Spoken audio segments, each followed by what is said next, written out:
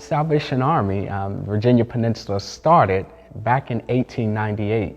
There was a fluctuation of men and women and children that were coming to the area due to the high volume of jobs being offered at the shipyard. Many of the individuals that came to the peninsula were unfortunately not able to receive jobs as they had hoped, and so many were impoverished. Even some of the individuals that were already working at the shipyard just could not make ends meet. So the Salvation Army set up camp right outside of the shipyard and immediately started feeding and even provided shelter later on for individuals that were working and needed at that time.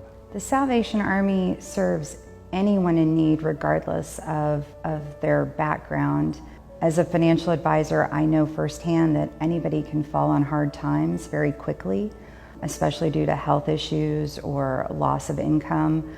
So it's important that we meet the needs of individuals as they come about in their lives. Every season, every chapter is different. And so we serve those who are homeless and living on the streets, to individuals who have just fallen on unfortunate circumstances and only need a hand up to help them get through that difficult time. People would look out and say, okay, he's driving a Mercedes, he has a nice car, why is he coming for help? But you don't know the story behind a person's need. He was working at the shipyard, had been laid off and got hurt on the job. Bills were still coming in. His wife was also laid off and he had children to school and clothe and feed. And he needed assistance with his bill because they had gotten behind and he wasn't able to keep up with it. Of course, he didn't want to have his lights turned off or any other service in the home turned off, and the rent had to be paid too. So you have a choice of, okay, I have this money to feed my family or pay my bills. What do I do? You know, I can be emotionally touched by the focus of the Salvation Army, because the Salvation Army is looking for those who might be invisible to others, who are being overlooked by standard forms of social or economic support. So they're there to offer that hand, and then in time perhaps share their heart and their motivation for their service. I have been a volunteer since 1994, and I had breast cancer at that time. And so I promised my Almighty if He would bring me out of that operating room, I would give it back. And so I have tried to do that. That's why I volunteer. I worked in the office, and there was this lady that came in 2 days before Christmas. She had 2 children, and she only had 1 leg. 2 days before Christmas, her house burned down with all the Christmas stuff in it for the children.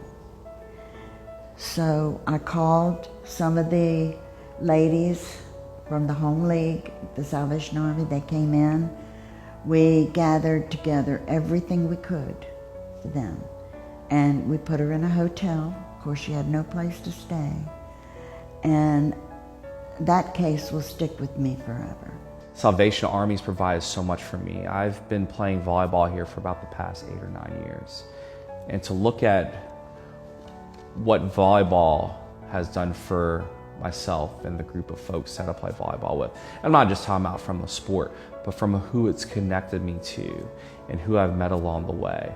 Some of the opportunities it's provided for other things, whether it be someone helping me out or me helping somebody else out, it really has opened up my mind to that the Salvation Army is a community. Sports has a unique role in the Salvation Army. Most noticeably, one of the most famous basketball players of all time, LeBron James, talks about in his documentary how he played at the Salvation Army facility, as well as Dr. J played at the Salvation Army facility. And it was there where they found their sense of community, and both will contribute to in their documentaries how they felt a purpose of where they first really felt loved in the community and felt in the sense that they had a place to stay and were safe as a result. A lot of these people who are playing these sports can get involved in what the Salvation Army really does.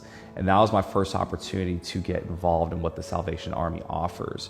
You know, it's one thing for us to have the volleyball available to us and be able to take from that, but to be able to also contribute, you know, to the need of some of the folks that are here in this community, being a part of 2 different organizations is really neat. It's very unique. And they're serving, frankly, God through selfless service.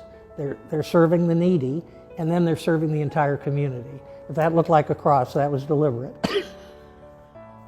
I think the 125th anniversary of the Salvation Army is an amazing moment to commemorate all of the hard work of all of the individuals who've come before us and provided assistance to those in our community in need. A legacy of an impact that is going to be transcendent for years even after I'm gone. Thread of continuity that assures that the marginalized have a place and their needs will be met. To be around that long, you have to be doing what their logos say, doing the most good. There's so much that goes behind the scenes that we don't know about. And to offer that kind of service to the community and to outreach and help people for 125 years is a big deal. I enjoy the warmth that I feel from a client when they say, thank you so much for helping me. Thank you for listening to me. Because each one of us, like a snowflake, we're different, but we're all God's children.